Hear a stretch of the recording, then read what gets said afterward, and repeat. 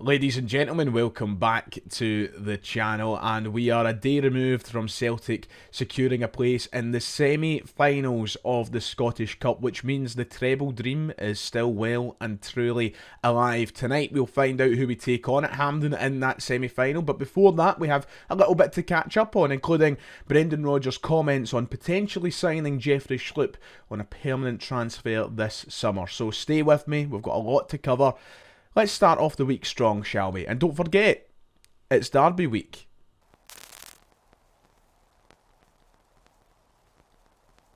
If you haven't already, please make sure to hit like and subscribe. It would be much appreciated. As I just mentioned, it is Derby week, which means as the week goes on, we will have all the Derby content you need.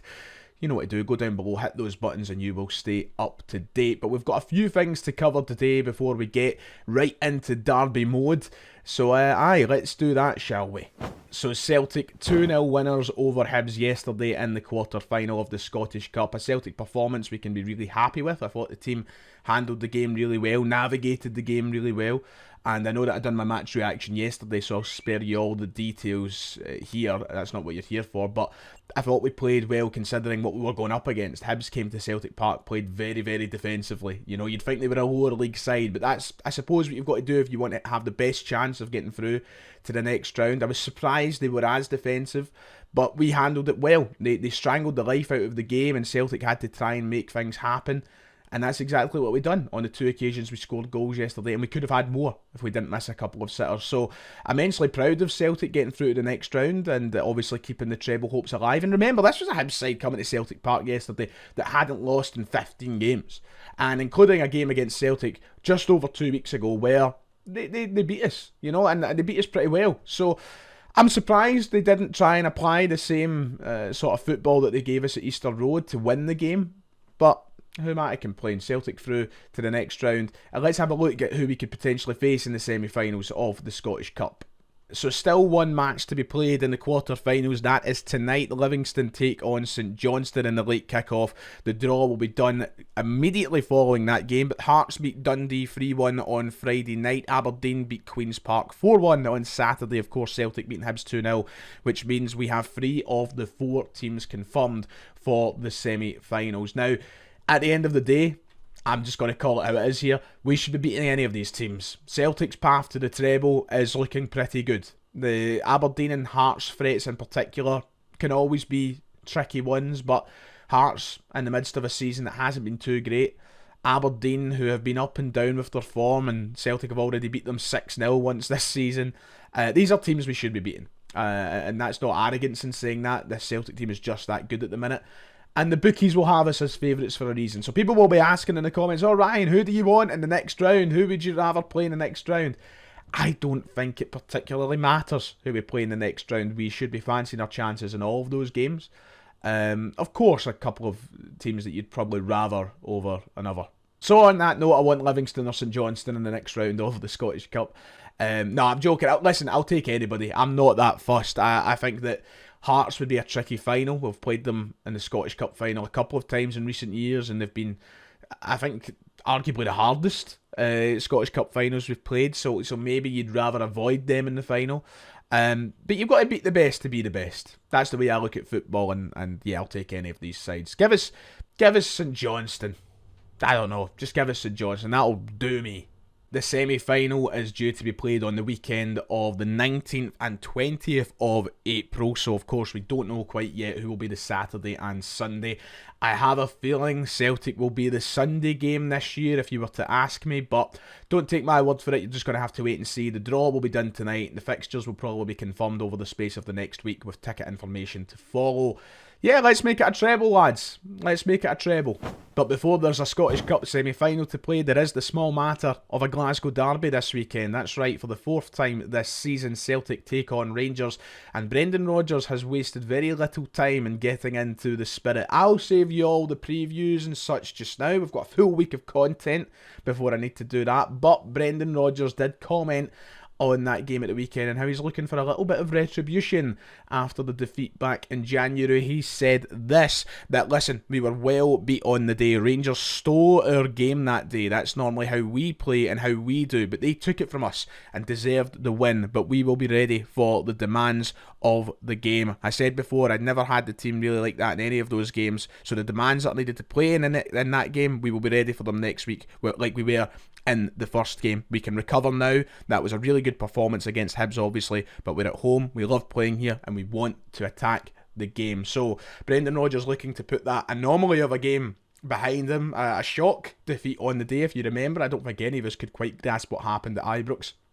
A real slip up from us and a Celtic team that clearly looked far from their best. He's keen to ensure that does not happen again next week. So we'll hear what Rodgers has to say throughout the week. We'll hear what Barry Ferguson has to say throughout the week. And I'm sure by Friday afternoon when I'm wrapping up the content before that game, we'll be right in the mood and the spirits here as well. Talking about Brendan Rodgers though, one of the big things that came from his post-match comments yesterday was the conversation surrounding Jeffrey Schlupp. That's right, the left-back who has come in on loan from Crystal Palace until the end of the season and has been mighty impressive since signing. Not only in domestic games, but his performances against Bayern Munich as well got people raving about him, to the point where I think a majority of us, if not all of us, would like to see him sign permanently in the summer, but Brendan Rodgers not quite sure if that will happen as of yet. This was his comments following the game yesterday, saying he doesn't know if he will be signed permanently.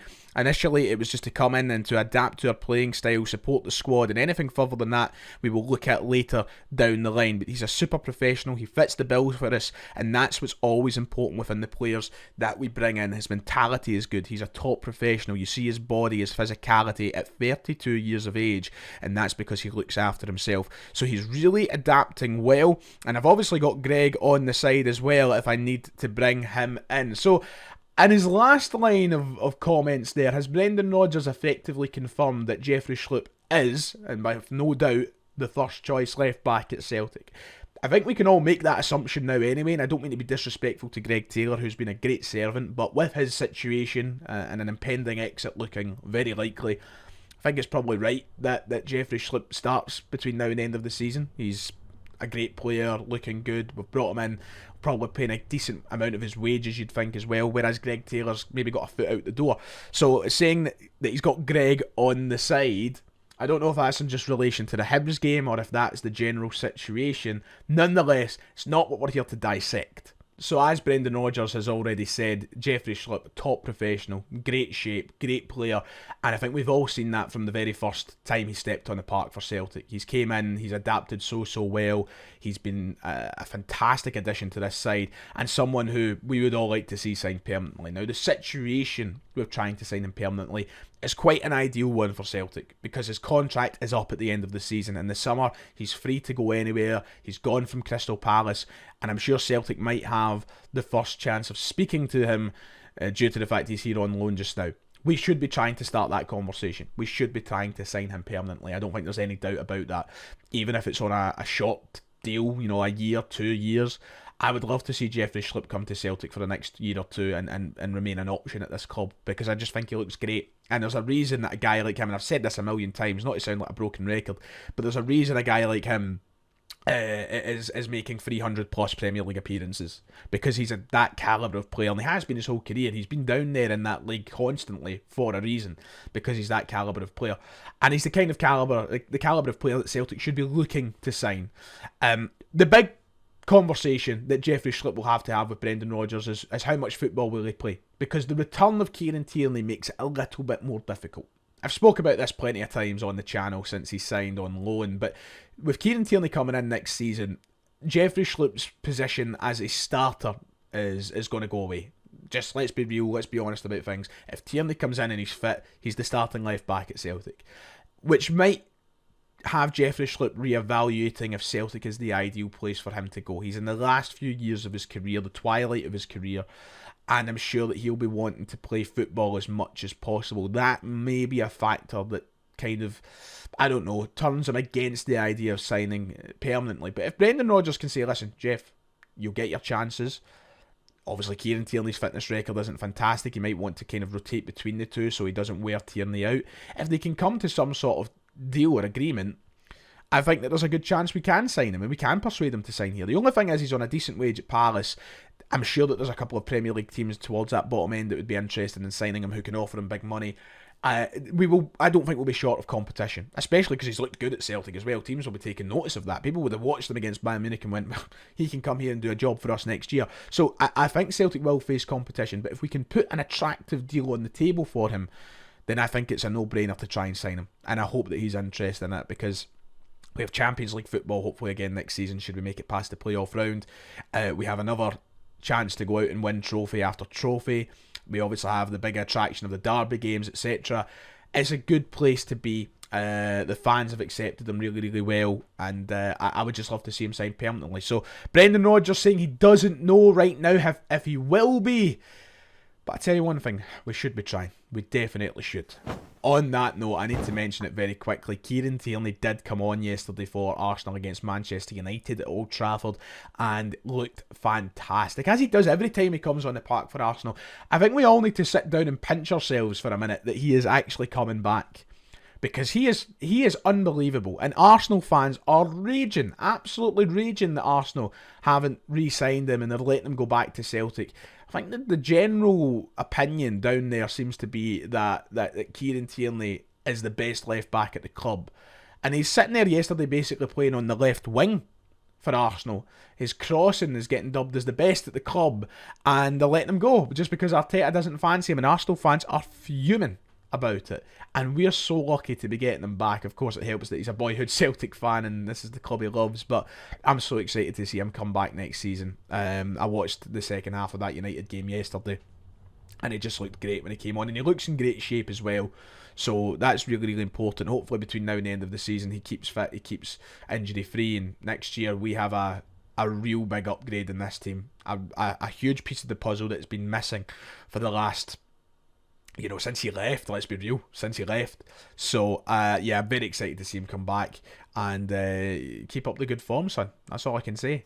And just to finish off today's video, we have some good news about Yang, who after all his hard work and good form recently has found himself selected for the South Korea national team. That's right, his form has earned him international recognition. Yang has been chosen for the South Korea squad, the 28-man squad for their upcoming World Cup qualifiers against Oman and Jordan, as they look to solidify their place at the 2026 FIFA World Cup. So congratulations to Yang, who I believe this might be his first call-up under since playing for Celtic under this South Korea national team. And I'm so proud of him. I am. It's somebody who, I mean, this is coming from a guy who's been so critical of Yang. I really doubted if he was good enough to play for Celtic, and now he's getting a chance to put his foot in the door and make a name for himself to potentially play at the 2026 World Cup. It's absolutely huge for him, absolutely huge. So congratulations, Yang, son. I'm very chuffed for you. And on that note, we should probably have a list over the next couple of weeks as to whether or not we have a big list of players going out on international duty. We usually do, so that'll be kind of confirmed and solidified over the next couple of weeks ahead of that damned international break in a week's time. Oh, I've yapped today, haven't I? What a way to start the week. Right, I'm going to wrap it up there. If you've enjoyed, please make sure to hit like and subscribe. Let me know all your opinions in the comments below as well. But until next time, take care of yourself. Enjoy your Monday.